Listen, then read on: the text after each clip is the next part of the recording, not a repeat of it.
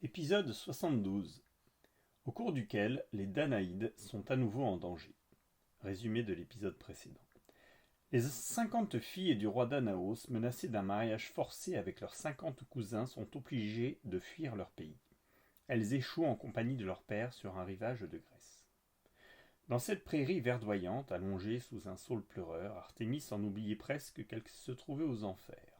Certaines ombres jouaient de la musique, d'autres s'étaient rassemblées pour écouter des poèmes. Artémis trouvait bien étrange le contraste entre la dureté de la fuite des Danaïdes sur terre et la douceur des Champs-Élysées sous terre.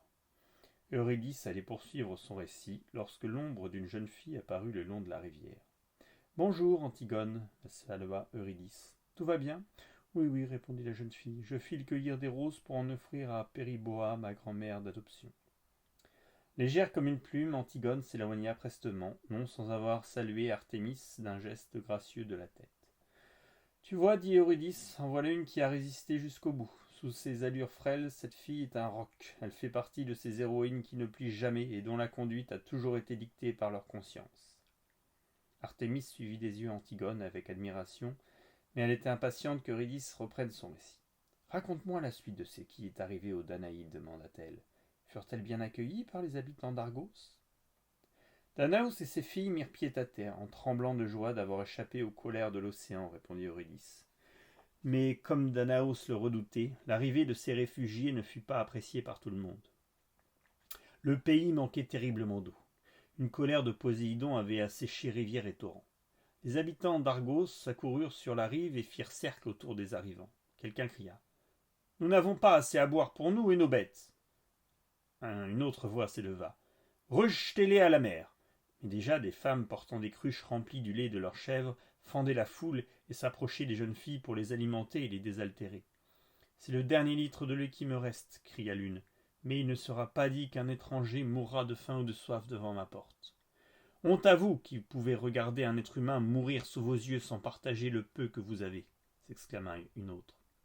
Des hommes aux bras puissants proposèrent à celles qui étaient les plus affaiblies de les porter sur leurs épaules jusqu'à Argos.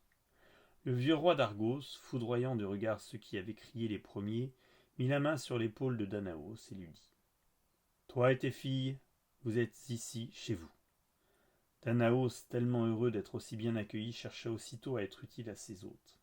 Dès le lendemain de leur arrivée, il envoya ses 50 filles en quête d'eau avec mission d'en rapporter par tous les moyens. Elles s'égayèrent dans la campagne autour d'Argos. La terre était sèche et craquelée. Chacun de leurs pas soulevait un nuage de poussière. Les chèvres cherchaient à brouter les maigres arbustes qui avaient réussi à faire pousser quelques feuilles. L'une des filles de Danaos, appelée Amimonée, soupirait en cheminant.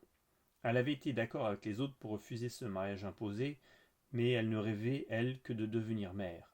Elle redoutait que cet exil lui interdise à jamais de connaître ce bonheur-là.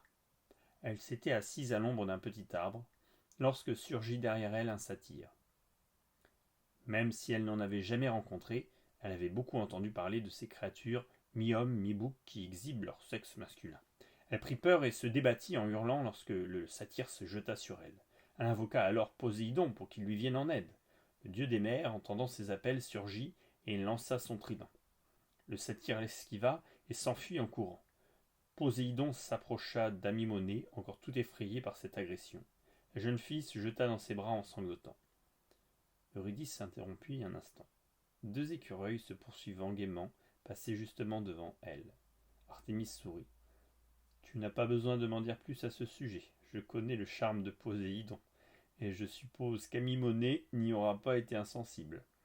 Eurydice répondit par un sourire complice. En revanche, ce que tu ne peux pas deviner, c'est que Poséidon demanda à Amimonée de retirer son trident du rocher où il s'était fiché.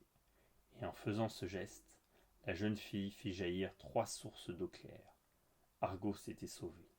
Et figure-toi que les habitants furent tellement enthousiastes qu'ils choisirent de prendre Danaos pour remplacer le vieux roi. Artémis s'étira longuement. Cette histoire est touchante, dit-elle, mais je suppose qu'Égyptos n'a pas renoncé aussi facilement. Eurydice soupira.